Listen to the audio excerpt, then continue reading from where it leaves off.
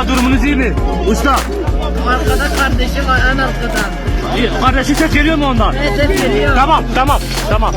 Abi Şurayı boşaltacağım. Abi yükselmeyin bak altta kardeşim var ha.